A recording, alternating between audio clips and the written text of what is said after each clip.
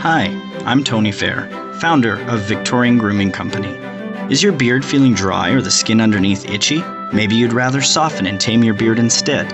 Our classic collection of beard oils, balms, and soaps will leave your beard looking, feeling, and smelling amazing.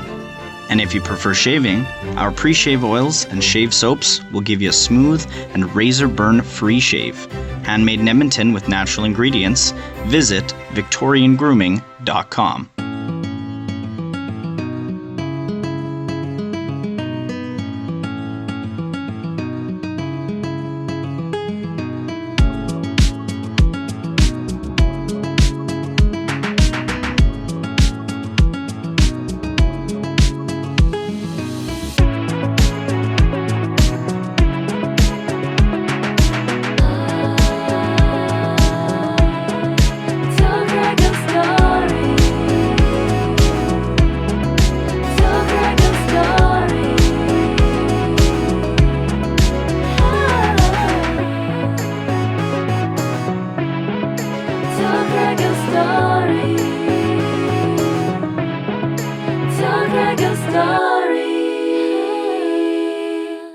Hello everyone, Craig here. Welcome to another edition of the podcast, Tell Craig Your Story. First off, it's an absolute honor and privilege that both my bands, Full Throttle and Jen's Curfew, have been nominated for Best Live Band for That Shanghai.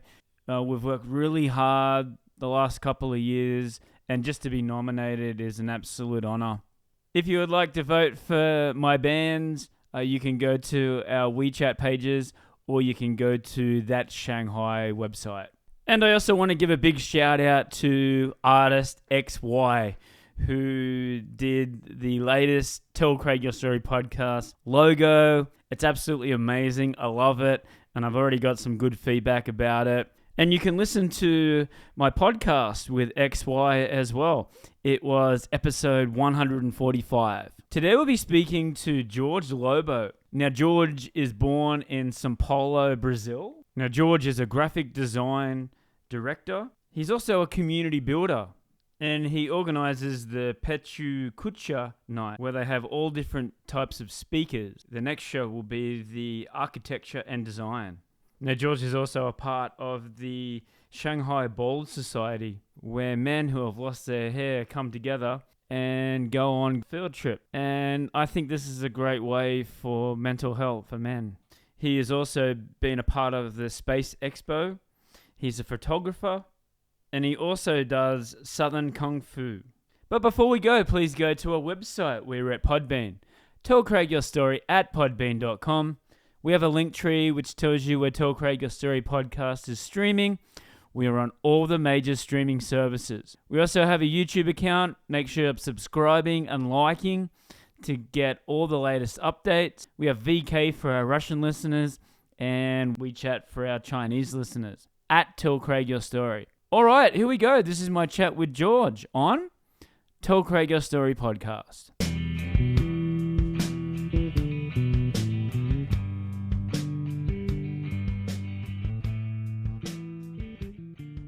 Hi George, how you doing tonight? Hey Craig, thanks for inviting me. Not Nice to be here, yeah. Not a worries. Thank you very much for your time. First up, I noticed that you wear Motorhead shirt.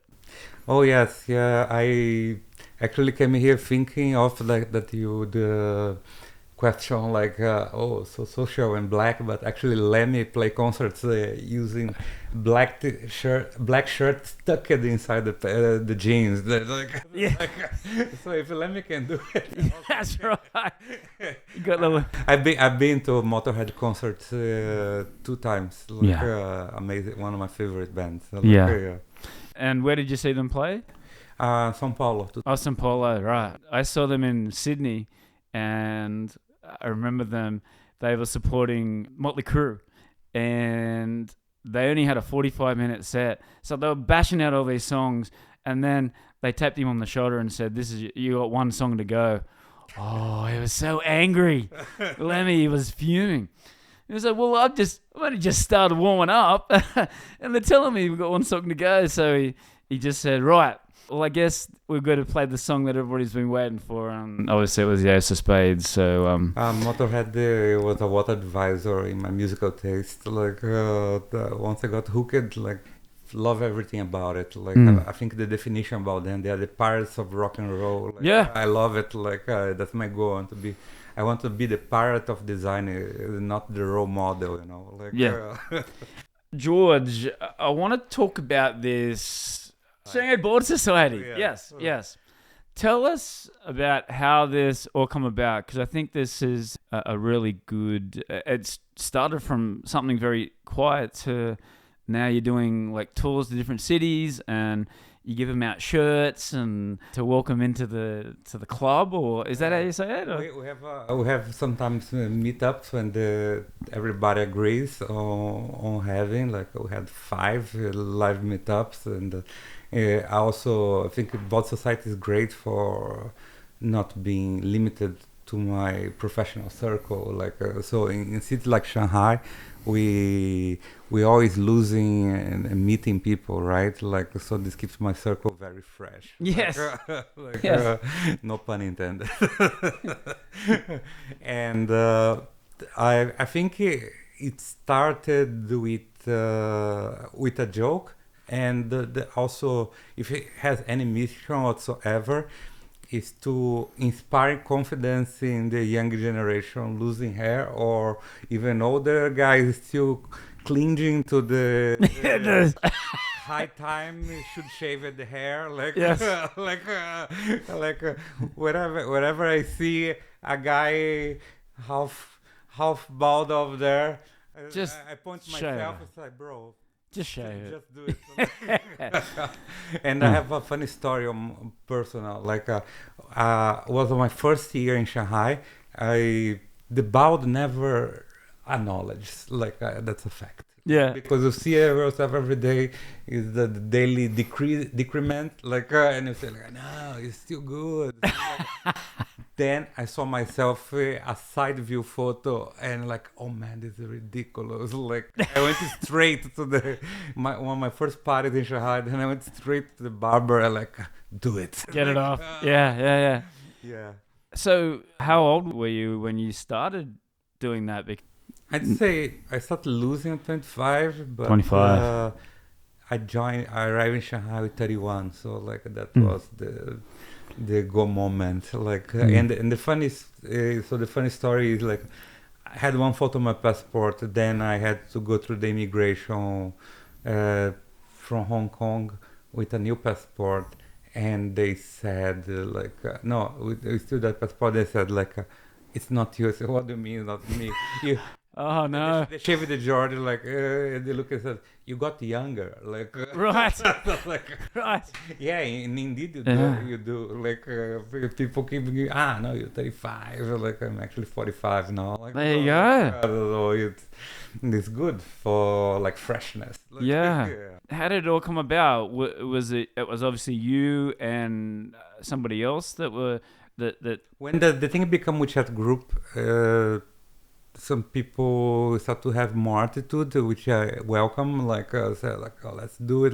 So it was always me like go around, take photo and post in the group like with other bald guys or paparazzi. But then Ben started, the other guys started, everybody get into the mood, and then like and when it's good to everyone, we do a meetup, we do the flyers, like and also if someone is already doing something, like they said, yeah, let's join him, like birthday of someone, Ben's birthday, like Yeah. just go there, and like Bald Society gonna be at Grant's, and Gio is a member of the drama. Oh, nice, nice, yes. They're both members, like and we, in the Grant's birthday, we made 2 new members, like Greg and another guy, and then like and it was great, like keep growing, like there's no limit. The limit is the 500 people which Right. Yes.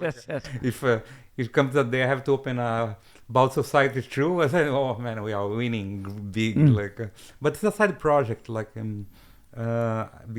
beside the commercial projects, I always believe in doing side projects by the sake of it. Like, so 2013, 14, I did a video animation, how to be a successful Hawaii in Shanghai. That at the time it was a hit, like people still going to Mint, like Right. so I thought like was kind of a tease on the smart Shanghai way of life, like because what's the point of coming to China without getting involved into China? Then I did just for the sake of it, like, and I'm friends with Smart Shanghai, all them, like, Nice. I said, like, I call Clever Shanghai, I nickname them, I call in my video Clever Shanghai, It's Shanghai, and the Lawai out, like time out. Right. And then people had fun. I think everybody should do something out of such as this podcast. Creative don't need to be a joke necessarily, like for its own ingenuity, creativity, I think. Yeah, absolutely. If someone wants to join the group, do bus trip, walking to like if you're overseas and it happens to be a China person who has WeChat and they bump overseas, like if the guys in Hong Kong, Wuxi or Shenyang, like Inner Mongolia, like we don't Shangri-La, we don't care, like they need to be China though. Like, yeah, right. That's really cool. Let's go back. You were born in Brazil? Yes, Sao Paulo. São Paulo. Been there my whole life. Live a brief period in Mar del Plata, Argentina. Very brief, but my big country change was China, like in 2010, and I was one of the expo guys. Like I was web designer for 8 years. Then I was getting tired. Met this architect. One day moved from pixels to meters, doing stuff for the Shanghai World Expo. Both haven't heard before in my life. Then we did like Monaco, Brazil, and Liverpool Pavilion. And then after 3 months, they asked like, you wanna come China, do a work in Brazil Pavilion, doing all sort of designs like they need. 6 months. Then like 14 years later, I'm still here. Like I'm the last of that company that is still here. Like my former boss came this year. Like but everybody. Guy from Croatia, lady from France, Germany was a very eclectical team, like all gone. Like, wow. So, growing up in Sao Paulo, I mean, we talked about it before, how I went there a couple of years ago and had such an amazing time. I really want to get back there.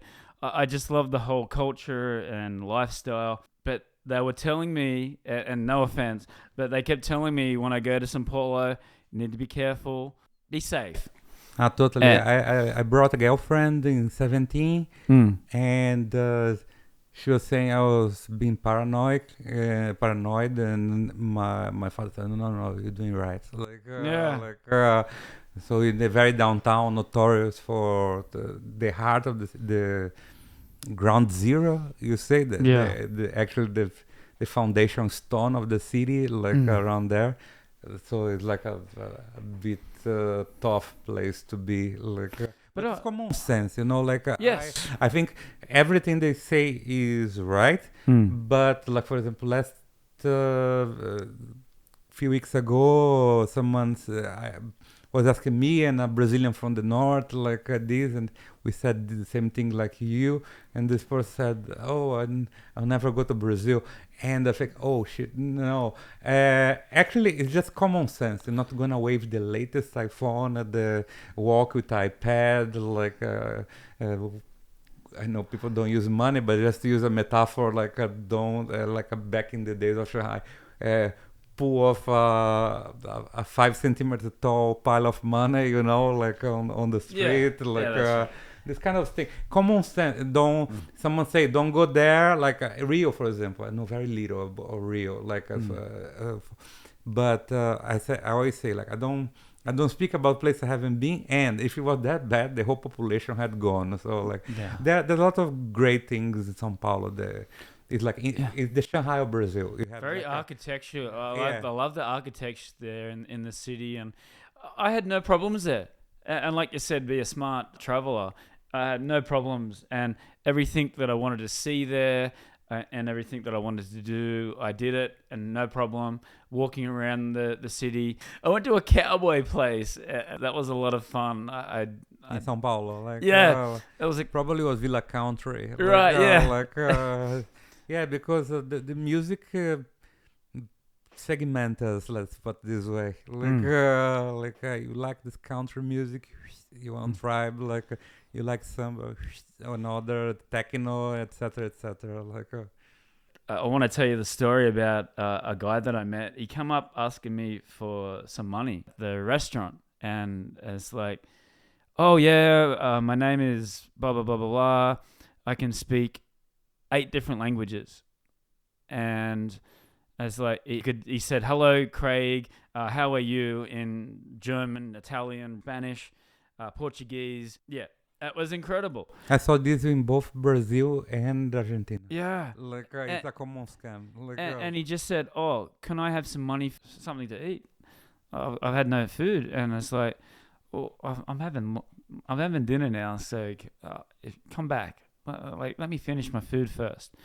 And then I asked the guy, the owner of the shop, the restaurant, and he just said he's one of the biggest drug dealers in Sao Paulo, and as soon as he gets his money, he just wastes it. And I said, you could be a translator in any country in the world if you can speak fluent in 8 languages. But yeah, it's such a shame. But yeah, Brazil, what a place. But and for you, you said it was web design. Was that your major? yeah, like graduated in graphic design, but I'm a child from the internet bubble, so like there was a big boom of digital agencies and e-companies, and then I surfed that wave. Like my last job was like a web design agency, digital agency now, right? Like But were the salaries good there? Like,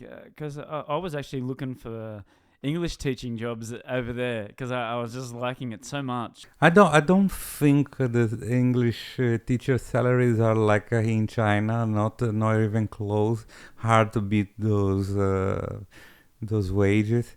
I was still living with my parents, so like I was a comfy life, like but I think middle level professional you can provide for yourself. Yes. Like I think the English, well, what we don't have there that have here is like a native English teacher. That could command some money. Yes. Got it. Yeah, that's I think that to be true. Yeah, but And we you just don't have a habit normally like or tutor, and some places, like I said, are very branded already, like a British culture or this American focus on the TOEFL, on the certification, kind of like every English school play an angle, like Yes. some teach Spanish and English, like Yes. each school is a method, like And did you grow up loving soccer? They take it so seriously. So that's the thing. I'm not the average Brazilian. Like, I like kung fu more than like. And I was gonna bring that up. Actually, that's what influenced my hand on accepting the offer to come here. Like, I was already doing kung fu for 7 years there. Like, and then. How did you get involved with that? I mean, is it like, because I know like in the UFC, the Brazilian Jiu-Jitsu is very popular now. But how did you get involved in Southern Kung Fu? So I'm born in the 70s, so I still got a bit of Bruce Lee. So like that he was the one to blame, and and I tried a little thing of judo before the jiu-jitsu came be popular. When I started doing kung fu, the UFC thing was barely starting. Right. I'd say the height of Sepultura and the UFC were almost at the same time, like 95, 96, 97. Yeah, that was the time. Like, but I started Kung Fu only in 2002. Yeah, then Right. then 7, 10 and come to China. Yeah, like So you learnt it and then you taught it? no, I No? become only a senior student. Like Right. or Shifu curriculum was very vast. Like a few people, mostly only from the time I began, only one guy become Shifu. Like Right. but then I watched another movie like about the master Bruce Lee that's very popular in China, Yeah. Year One, like and I was like, oh man, who needs flying kicks? This is the real deal. Like and then like and then I got the job. I came here, job okay, apartment okay, third thing, kung fu school. Like Yeah. I'm with the same master Oh, wow. 10 to 9 when my son was born. I put a out, like learn everything that in a way that I need to learn, and but still good friends, like with many people there, like and go to the place. The gym moved. There was in Maominglu, and now it's in Changshoulu for the last 13, yeah, like almost 10 years, something like that. Wow, that's amazing. Yeah. Wow. And like my dad taught Kempo Kang karate, and it's for him it was a self-defense, and he started doing competitions, and then he didn't like it. He didn't like going in the competitions. And he was actually like a 6th Dan black belt. So did you go in competitions, or for you was it just like a self-defense, like something I like exercise? I like to spar, but not in compete. But like never went through. I got my own conclusion that in Kung Fu you become either three things: you become a teacher, or Shifu, you become athlete, or you become an actor. Like and the fourth that, but then it requires other martial arts if you enter the realm of private security, right? Like so, a lot of brothers like because it's a program. Like after they finish, they go seek other things, like or even they get tired because kung fu doesn't change much. Like only. It starts with a lot of things, then increments like very little. Then people start even surprising, like people do radical things like a kendo or like I went to a jiu-jitsu championship invited by former client to shoot, and I met one of my brothers, the kung fu brothers there, and this guy, the Italian guy who is one of my greatest friends and most applied, he made kind of almost shifu. He brought me to Kali Silat, like Indonesian stick, like a Filipino stick. Yes. And I like it very much. But we always talking about this thing about the application, the violence, the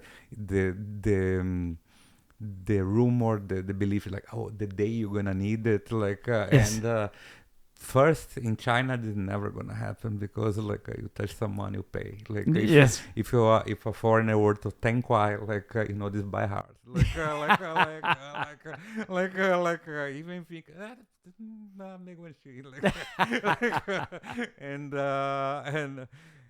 but I got involved in a situation one time, the most successful one, that I gently arm locked the girl that was going to break a bottle of Johnny Walker in the head of her friend or acquaintance that she was drunk. I said, no, Oh my don't do God. that. Like that was in the former Bounty in Yonfulu, when Yonfulu was hot. Like just having another farewell or something.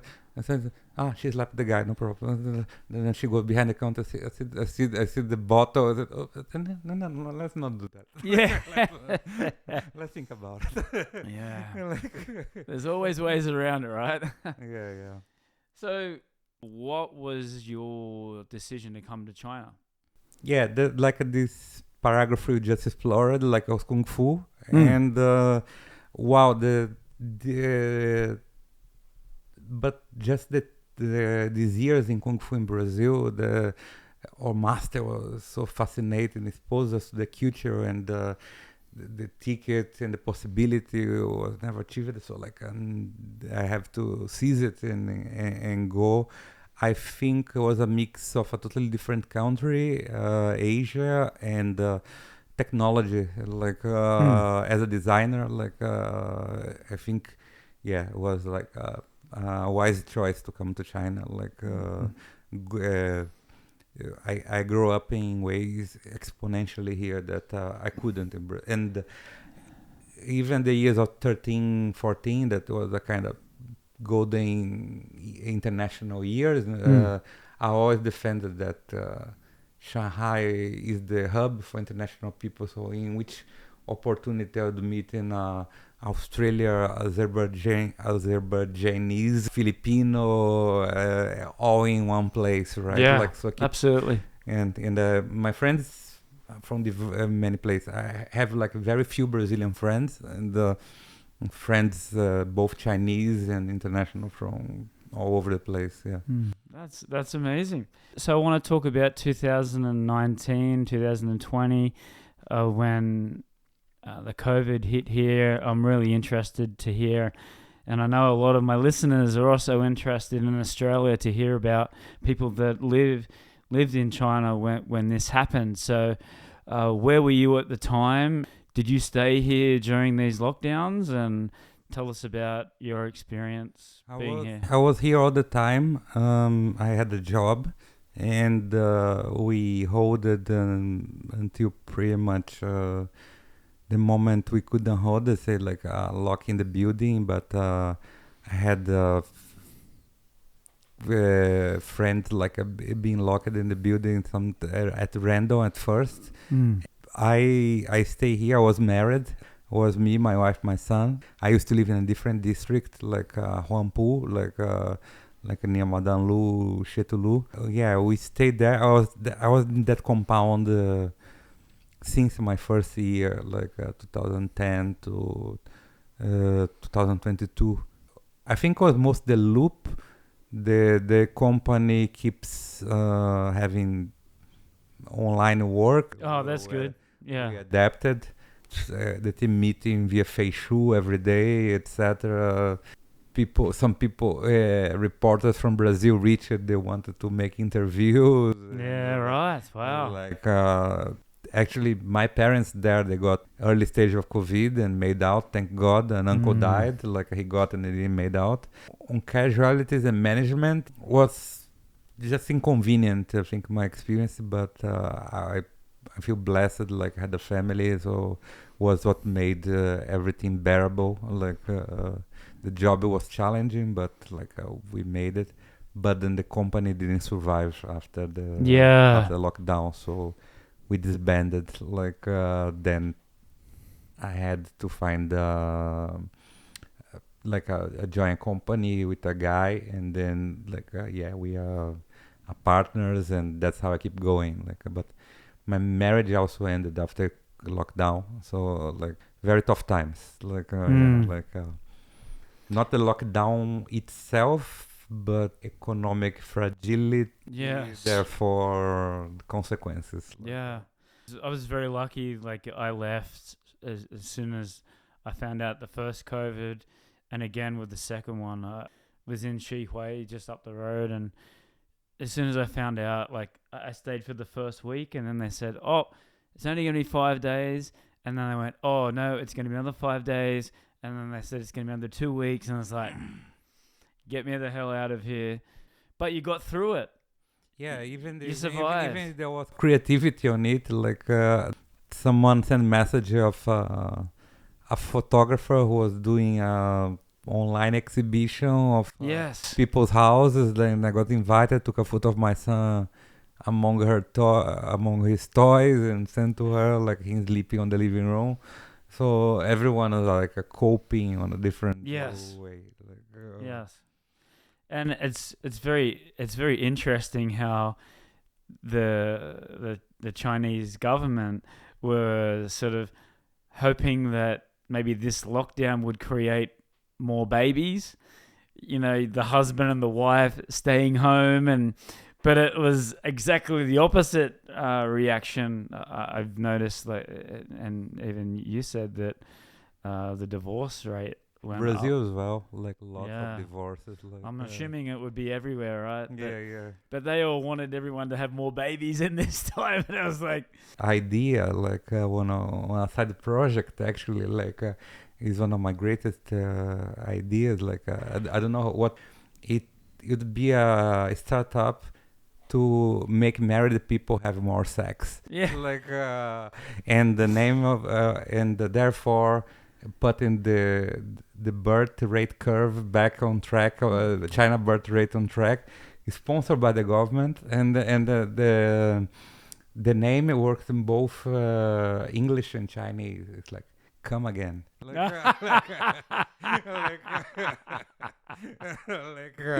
yeah, like I tell my Chinese friends, they love it.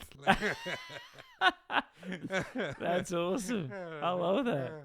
Yeah, because the people who have less sex are the married people. So Yeah, there you go. Now it's 3 kids you can have now in China instead of the 1 baby policy. So they're really pushing it, because I also saw that India is now taken over as the most populated country in the world now. China's rapidly declining, and they said in the next couple of years that it'll eventually go down to less than 1 billion. I think So- they need to use creativity, work ways around. Like I also met many single mothers and marriage didn't work out. And then I met one in a design event and had this brilliant idea. Like I should have an agency only of single mothers and have daycare included, like a kindergarten. Like that would be genius. Yes. Like you work with one mom, like you're helping the future of a kid. You know, like in the future of China. Like, There you go. Yeah, Yeah. recreating Yeah. the population of China. yeah. Yeah, that's very, very interesting. So, what's the future for George now? We've talked about what you're doing now, and it looks like everything's sort of trending upwards for you. Professionally, Mm. I say I work in the all the dimensions, because I started print, then become web designer. Hmm. Then when I come here, like I work with exhibitions and digital installation. So I did a bit of everything here. Like so, I think it's time to put this together, and I'm teaser, like I might be joining the workforce again. Like I wouldn't say many freelancers is not solopreneurs is not an ideal situation at the moment. Hmm. Regardless of that, I'll be continuing developing the design community with my other projects beyond PechaKucha, Designer AA. That's the largest Laoai creative community That's here amazing. in Shanghai. The PechaKucha we're going steady, and I'm getting involved in mentorship, and for my clients, I'm doing like 360 solutions, and continue working with the medium and startup clients, and Yeah. hopefully in the future how it goes, like hiring people. Like I love to work with Chinese, like get a strong support to the design community here. So bring China to the world and the world to China. Yeah. That's the future. And regarding Kung Fu, I think never never leave Kung Fu. Yeah. You can take the man out of the Kung Fu, but the Kung Fu don't. That's right.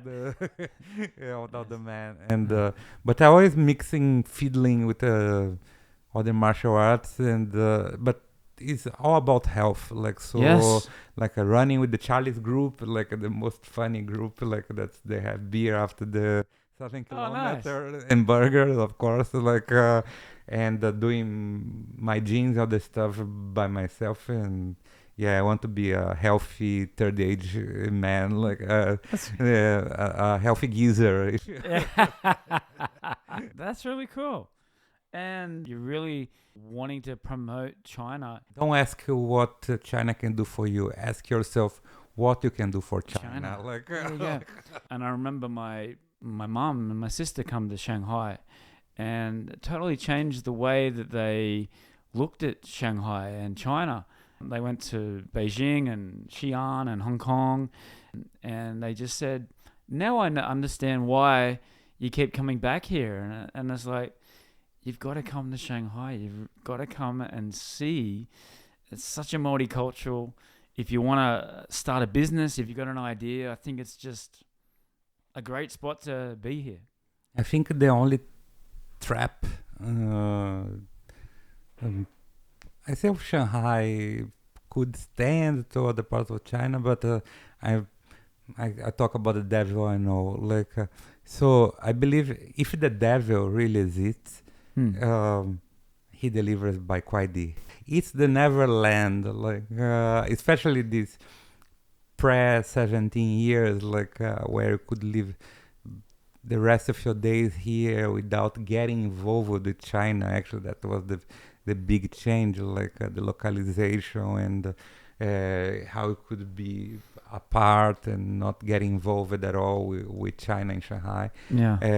And the quite infinite parties is the like Marshall McLuhan, the medium is the massage, right? So the massage is too comfy, it's too nice, yes. And then the 18 came show me you work yourself, Lawai. You come for work, boy. Yes. I always say the average Lawai here the average is 3 years, because the first is fascination, the second is get real, I'm gonna learn Chinese, yes. And the third is now or never, people say either not the perfect, but I like it, or nah, I'm gone, I'm done. Yes. But that's it. That's Shanghai and China in a nutshell, and the future is I think always changing with the city. Also, I think keeping yourself limited to the Lawai quadrant, that's Jing'an, the French concession, Xujiahui, and maybe Channing a little bit and come back, a return, it's Shanghai is 3 times Sao Paulo. It's fascinating, and I believe everybody in the first year they are so full of energy and exploration. Then just yes. But depends on you, right? Yes. Absolutely. And George, social medias, where can we find you? Insta, George Lobo, LinkedIn, George Lobo, WeChat, George Lobo, and email mr.pitman@gmail.com. And and PechaKucha, just look PechaKucha Shanghai and come to one of our events. I leave the poster to you later, if you want to share with people, and that's the way to find me. Yeah. And you said you got a son as well. Yeah, 5-year-old Shanghai American called Logan.